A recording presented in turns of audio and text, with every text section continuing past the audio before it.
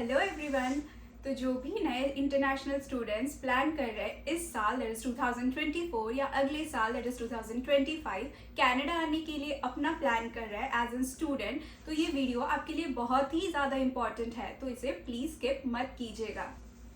तो 22 जनवरी 2024 को कनाडा के इमिग्रेशन मिनिस्टर जो है मार्क मिलर, उन्होंने प्रपोज किया है कुछ serious changes in the student visa policy that can directly और indirectly affect a lot of international students coming over here. तो प्लीज़ इस वीडियो को पूरा देखिएगा, हम आगे आगे डिस्कस करेंगे वो सारे चेंजेस है क्या।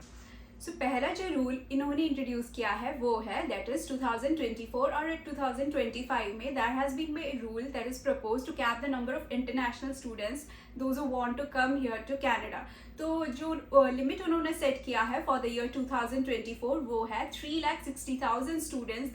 that is the number of visas, that is the student visas that they will allow for this particular year. And for the year 2025 ये अभी तक decided नहीं है, it will come up eventually. तो अगर हम डिस्कस करें ये स्टेप क्यों लिया गया है, दैट इज़ बहुत ज़्यादा इमिग्रेशन जैसे ही like lot of student visas यहाँ बढ़ रहे थे, लॉट ऑफ स्टूडेंट्स जो यहाँ आ रहे थे, and to come back the immigration over growing population over here, ये स्टेप लिया गया। सेकेंड पॉइंट जो हम डिस्कस करने वाले हैं वो है कि हर प्रोविंस में यहाँ पे एक नंबर ऑफ सीट्स अलॉट हो जाएंगे, एवरी प्रोविंस को डेडिकेटेड नंबर ऑफ सीट्स। तो पहले क्या होता था, जो भी ज़्यादातर स्टूडेंट्स आते थे they used to go either to Ontario, British Columbia और टू क्यूबेक, पर अभी एवरी प्रोविंस के हिसाब से certain number of seats will be allotted to each province and the like number of students intake can't exceed that particular amount of seats. तो हाँ, ये भी एक अच्छा ही लाइक स्टेप लिया गया है गवर्नमेंट की तरफ से, बिकॉज एक कॉन्सेंट्रेशन हो जाता था कुछ पर्टिकुलर प्रोविंस में like growing number of students का, तो अभी it will be at least diverted towards other province as well.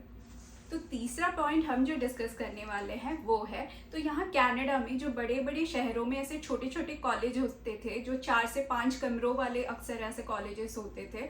तो हाँ जिनका फीस स्ट्रक्चर तो लाइक $10,000 to $12,000 ही होता था, वो बहुत मोटा तगड़ा फीस स्ट्रक्चर होता था, पर हाँ पढ़ाई उसमें कुछ भी नहीं होती थी। तो ये ज़्यादातर कॉलेजेस ऐसा करते थे कि इंडिया या कोई भी कंट्री में बैक देन उनको एक हैवी अमाउंट दे के लाइक लॉट ऑफ स्टूडेंट्स को ये लोग ल्यूक्रेटिव ऑफर्स दे के या थ्रू दोज कंसल्टेंट एजेंसीज ये लोग उन्हें ला देते थे। तो ऐसे कॉलेजेस में पढ़ने का भी कोई फ़ायदा नहीं है, बिकॉज जब आप अपनी एजुकेशन कंप्लीट करते हैं तो वो 1 से 3 साल का जो आपका वर्क परमिट मिलने वाला था, if you are like passing out from such private colleges, ये आपको अभी नहीं मिलने वाला। तो it's not at all useful to read from these छोटे छोटे कॉलेजेस।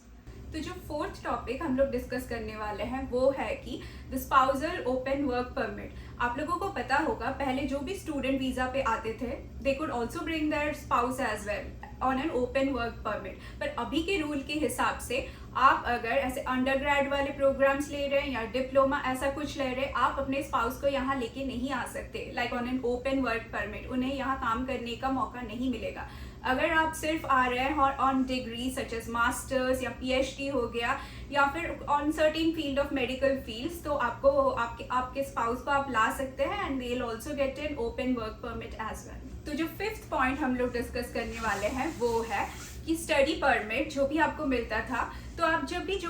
डॉक्यूमेंट्स लेके आते थे अपने साथ, लाइक IELTS स्कोर हो गया, आपका मार्कशीट हो गया, SOP हो गया, उसके साथ अभी आप लोगों को एक अटेस्टेशन लेटर भी लाना पड़ेगा जो आप लोगों को मिलेगा the particular province that you are applying for, उस प्रोविंस के हिसाब से। तो that is also compulsory to have it. So ये सारे प्रॉब्लम्स के साथ हम कुछ सोल्यूशन भी डिस्कस करने वाले हैं जो आप लोगों के लिए बेनिफिशियल होगा। तो जो पहला पॉइंट आप लोग अपने लिए केयर लेंगे वो है कि सिर्फ मतलब हाइड इन डिमांड प्रोविंसेस जैसे कि हो गया ओंटारियो, ब्रिटिश कोलंबिया या क्यूबेक, इन सिटीज़ पे लाइक प्रोविंसेस पे आप लोग एप्लीकेशन ना डाल के other provinces such as Alberta या अटलांटिक प्रोविंसेस पे भी आपका एप्लीकेशन ज़रूर डालिए ताकि कंपटीशन लेस हो and there are like higher chances of you getting accepted. So और एक पॉइंट जो हम लोग केयर लेंगे that is if you have plans to settle here in Canada or stay here for a longer duration, तो आप लोग please ऐसे प्राइवेट कॉलेजेस में अप्लाई मत कीजिए ताकि आपका वर्क परमिट में बाद में आप लोगों को प्रॉब्लम हो. तो go for like reputed universities and big colleges etcetera. तो आखिरी पॉइंट जो हम लोग कैर लेने वाले हैं कि अगर आप अपने स्पाउस को ओपन वर्क परमिट में लाना चाहते थे और आप खुद भी एज ए स्टूडेंट आना चाहते थे तो प्लीज़ ऐसे प्रोग्राम्स में एनरोल मत कीजिए जैसे हो गए अंडर ग्रेड, डिप्लोमा एक्सेट्रा. कोई आप लोग कोई मास्टर्स डिग्री के लिए जा सकते हैं, वरना दो field of medical, PhD etcetera ऐसे कोर्सेज लीजिए जिसमें आपके स्पाउस को भी वर्क परमिट मिले. तो ऐसे कुछ चीज़ों के लिए हम लोग केयर लेके और इस प्रोसेस को और इजी बना सकते हैं. Thank you for watching.